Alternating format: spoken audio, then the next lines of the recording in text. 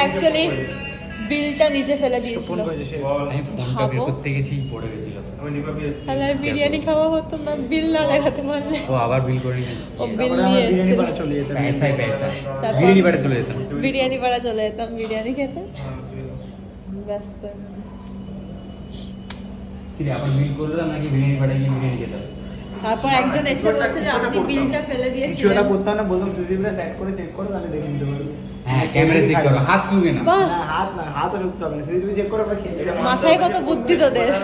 মানে staff honest, ওটাকে বোঝা যাবে। হ্যাঁ। চাইলে বিলটা নিয়ে ফেলে দিতে পারতো। হ্যাঁ হ্যাঁ এটা কিন্তু ভালো। যেরকম বিরিয়ানি পাড়ায় স্টাফরা অনেস্ট না, মালিকগুলো তো শুধু একমাত্র আমি অনেস্ট বিরিয়ানি পাড়াতে। কালকে বাবা। 300 টাকা দিয়ে গেছিলাম, 200 টাকা ফেরত দিয়ে দিয়েছি ওকে। উফ ও বাবা, কি ভালো। প্রথমবার এখন মনে হয় সাফ করতে নেই। বলতে পারবো, এবার বলতে দেখ, ওর 150 টাকা বিল হয়েছে,